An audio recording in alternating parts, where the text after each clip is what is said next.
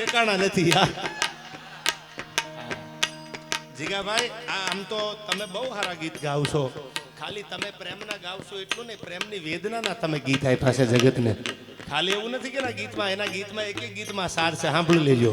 પણ મને આ કડી બહુ ગમે છે, પોરહાવાળાના પાદરની આ ઘટના વર્ષો પહેલા બનેલું. જીગાભાઈ તને જોવું તા મને સાલું જૂનું યાદ આવે છો. આ તારું બાળપણ ખેરાલુમાં વીત્યું હશે, આ ખેરાલુની એક એક ગલીમાં તારી જૂની યાદ હશે.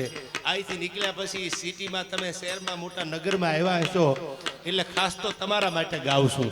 હા, અને ઓલ્ડ ઇઝ ગોલ્ડ યાર, જૂનું થોડું ભૂલાય. હા, શું કીધું? મજબૂત રાખું મનડું મારું હયું રહે નહીં હાથમાં.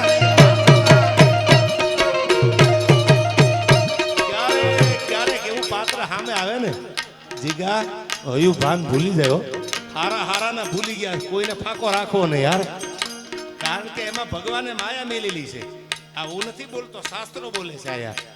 હા, એટલું આ યાદ રાખી લેજો. કોઈ ડાપણની વાતો કરતા હોય ભરી સભામાં ઊભા થઈ અને બ્રહ્મચર્ય વિશે બોલે, પણ પર નારીને દેખીને જેના નયન આમ તેમ ડોલે. આ શાસ્ત્રો બોલે છે, હું નથી કહેતો. કાંઈક એમાં માયા છુપાણેલી છે કે સાલું જેને જો એને કોણ કહેતા હે બુઢા ઇશ્ક નહીં કરતા યાર.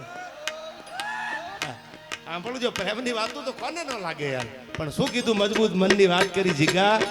એ જીગા, મજબૂત રાખું મનડું મારું હયું રહે નહીં હાથમાં. જે દે હતી સગળું હતું મારું સુખ એની સાથમાં. મજબૂર થઈ જીવવું રહ્યું ને દિલનો આવતી. પાગલ પાગલ મોજ આ મન યાદ એની આવતી, મન યાદ એની આવતી.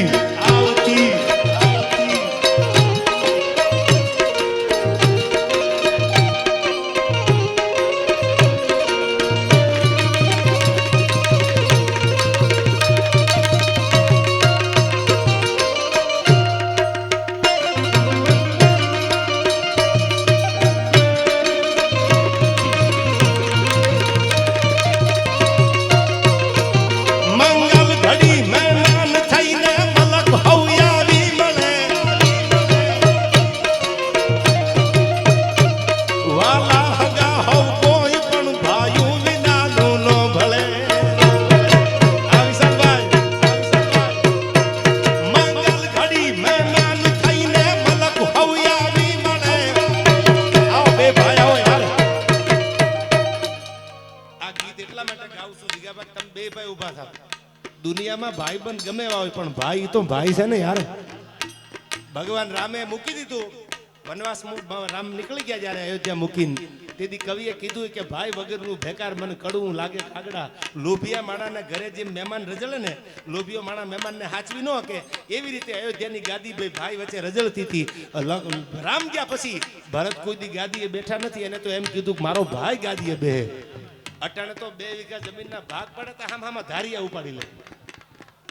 અરે સાલું 2-5 કરોડની મિલકતમાં ભાઈ તો ભાઈ છે દુનિયામાં યાર.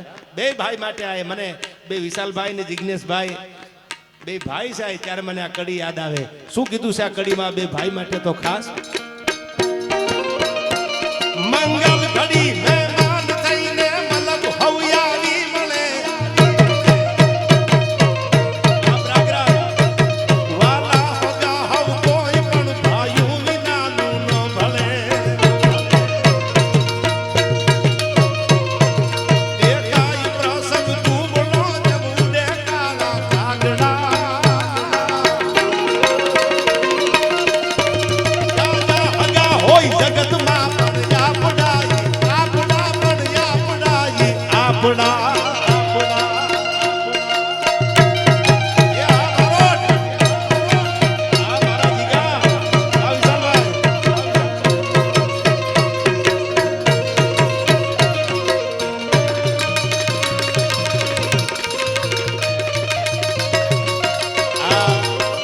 વરદાન જો કે આ તો ઘરનું ફળ્યું છે અને તમે તો મારો પરિવાર છો. આ વરદાન મોરદાન મોટો છે કે વિશાલભાઈ એ સાલું નક્કી નથી થતું આજ તો મને એટલી તૈયારીમાં મારો ભાઈ મેદાનમાં આવ્યો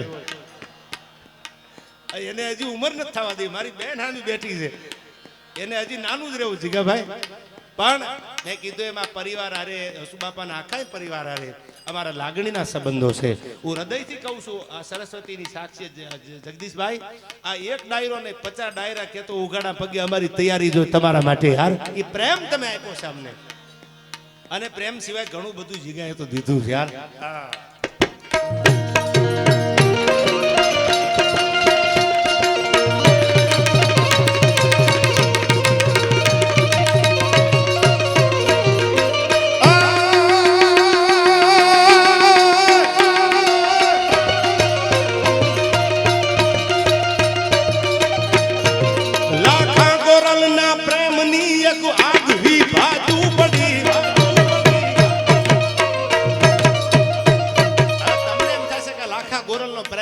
ગુજરાતી ચિત્રપટ છે તમે ક્યારેક જોઈ લેજો ઉપલેટા તમે પોરબંદર જાવ એટલે ઉપલેટા આવે ઉપલેટાની બાજુમાં વિક્રમભાઈ મોટી મારડ ગામ છે અને ઠેઠ કેશોદ જુનાગઢ થી આગળ કેશોદ રહ્યું ને એ કેશોદ પડખે નગીચાણા ગામ છે એ નગીચાણા અને આ બાજુ મોટી મારડનો લાખો અને નગીચાણાની ગોરલ આખી પ્રેમ કથા છે એની પાછળ ગુજરાતી મૂવી પણ બનેલું આ મળવા જાય છે અને એમાં લાખાની કટાર છે ને એ ગોરલને લાગી ગઈ અને ગોરલનું ખોળિયું ખાલી થઈ ગયું પછી લાખાને એમ થયું હવે જાવું કે જેને મળવા ગયો જેના માટે જીવતો હતો એ માણસ તો દુનિયામાં રહ્યું નહીં અને હવે ભાગીને વિયો જાઉં પીઠ દેખાડું તો મારા પ્રેમમાં કાયરતા કહેવાય જે જગ્યાએ ગોરલને અગ્નિ સંસ્કાર દેવામાં આવ્યો એ ચિતા ઉપર તેથી કૂદકો મારીને લાખો પડ્યો અને બે ભેળા હળગી ગયા પછી હવારમાં રાખ હતી પછી મને આ કવિતા હુજી હવારમાં રાખ હવારમાં રોતી હતી રાખ રોવે નહીં પણ રાખ રડતી હતી એટલે મેં રાખને પૂછ્યું શું કામ રહો છો તેથી રાખે જવાબ આપ્યો હું આ બે સાચો પ્રેમ કરવા વાળાને ભેળા ન રાખી શકી અને હળગાવા પડ્યા એનું મને દુઃખ લાગે છે તેથી આ કવિતામાં કીધું શું કીધું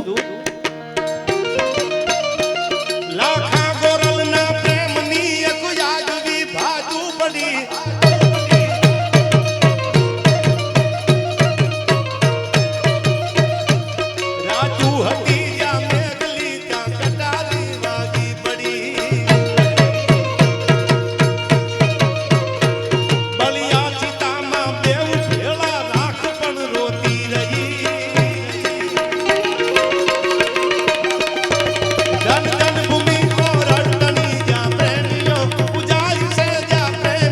પૂજાઈ છે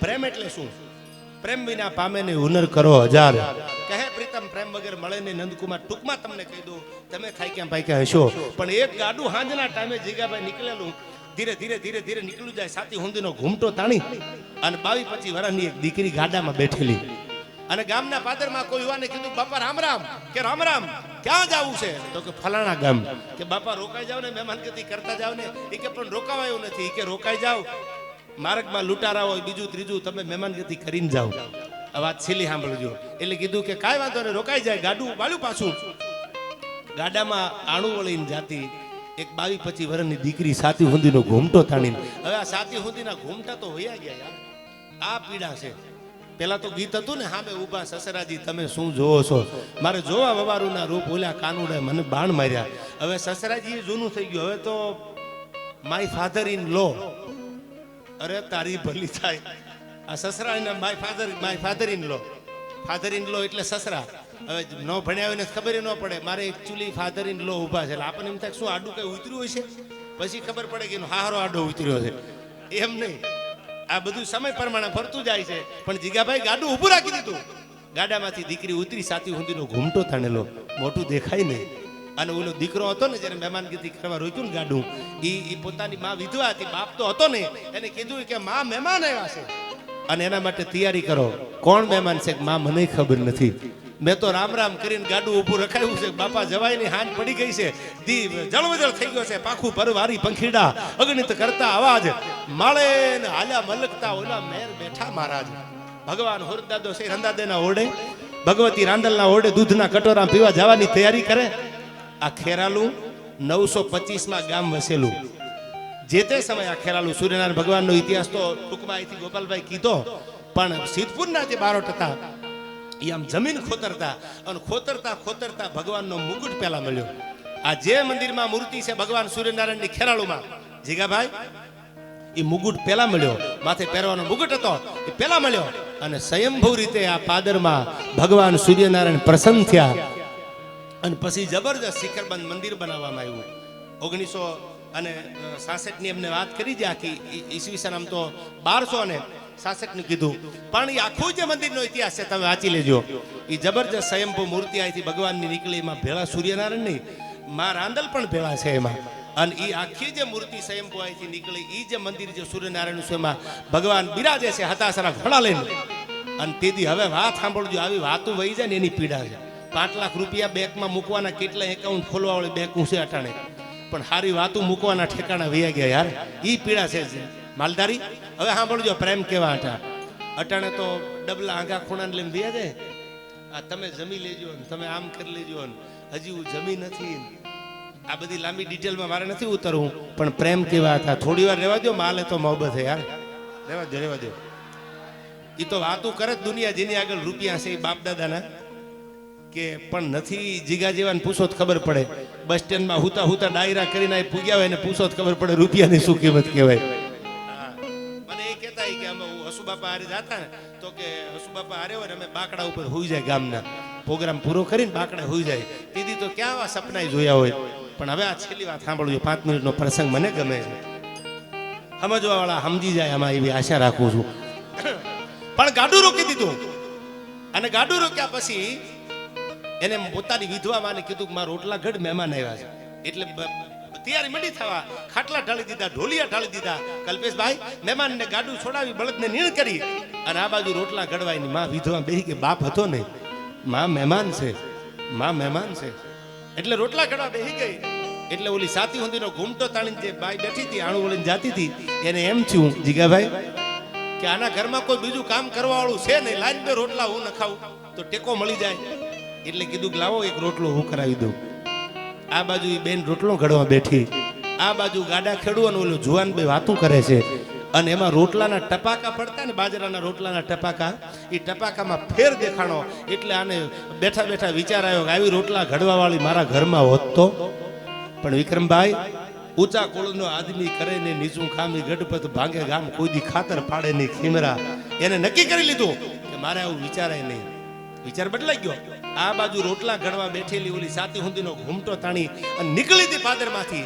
એને વિચાર આવ્યો, બેયના વિચાર ભેળા. સાંભળજો કે આવો આંખની મહેમાન ગતિ વગર, એક આંખની મહેમાન ગતિ નહીં, અને અમારી ઉપાધિ કરીને અમને રોક્યા પાદરમાં, આવો મને મળ્યો હોત તો.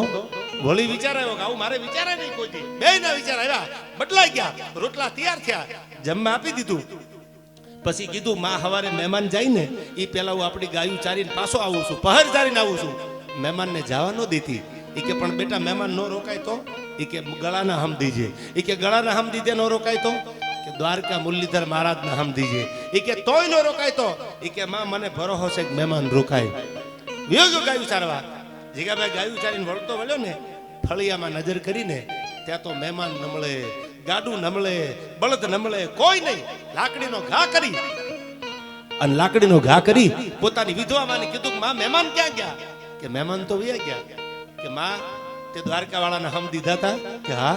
તોય નો રોકાણા? તો કે ના. માં તે મારા ગળાના હમ દીધા હતા? કે હા. તોય નો રોકાણા? તો કે ના. કે માં હવે જીવીને શું દુનિયામાં કરવાનું? ફરડા કરીને કટારી કાઢી પોતાની ભેટમાંથી રામ ત્યાં પેટમાં નાખી, અને વળતી બારી આવી ને ત્યાં તો આતર ભેળી લેતી આવી. આતરનો ઢગલો થઈ ગયો. પોતાનું એકના એક દીકરાનું ખોળિયું ખાલી થઈ ગયું. ગામ નાનું, ખાપણ મળે નહીં. બાજુના ગામમાં એને ખાપણ ઓઢાડવા એક પાડોશી દોડતો નીકળ્યો. આ બાજુ હજી વિક્રમભાઈ ગાડું છે ને એ હજી હિમાડો વળ્યોતું નથી. ત્યાં ઓલો બાજુમાં દોડતો નીકળ્યો. એટલે ગાડા ખેડૂએ કીધું બાપા આટલી ઉતાવળમાં ક્યાં જાવ છો? એ કે અમારા ગામમાં ગજબ થઈ ગયો. એક મહેમાન ગતિ કરવા ગાડું રોક્યું, પણ અમારા જુવાને ગળાના હમ દીધા. એનું માન ન રાખ્યું ને એટલે એને કટાર ખાધી. હા કટાર ખાધી. કે હા. કે ક્યાં જાવ છો તમે? હું ખાપણ લેવા જાઉં છું.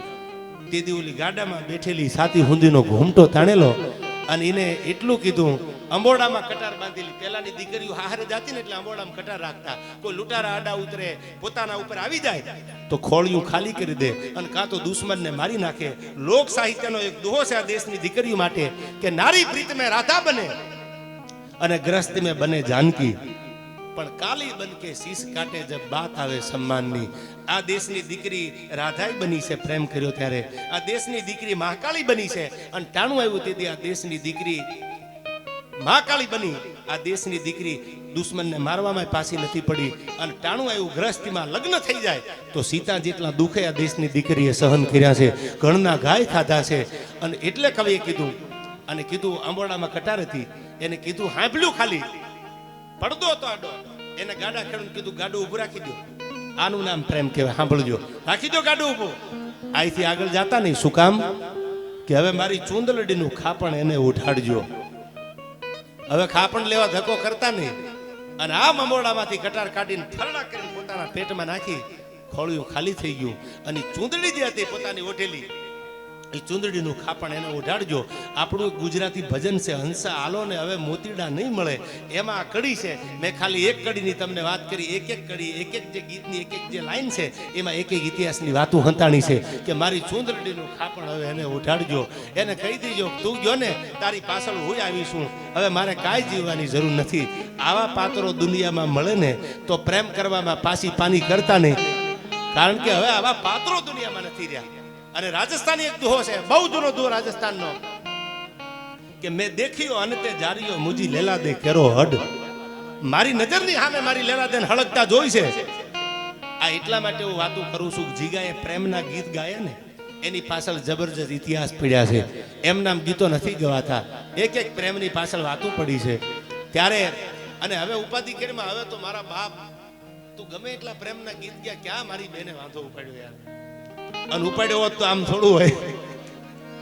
પણ હવે સાંભળજો, એને ખોળિયું ખાલી કરી દીધું, ચૂંદડીનું ખાપણ એને ઉઢાડી દીધું. આવા તો ઇતિહાસમાં પ્રેમીઓ થઈ ગયા છે.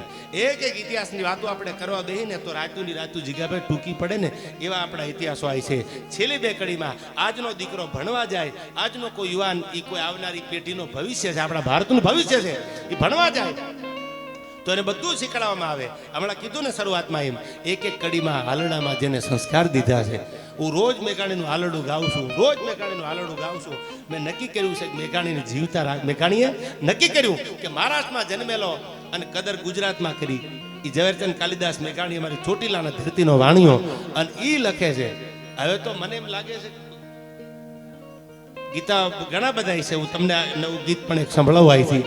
પણ જીગાભાઈ હારા દીકરા થાય ને તો એની પાછળ માનું નામ લાગી જાય કે શિવાજી તો જીજાબાઈનો, ફલાણા તો કે ફલાણાનો.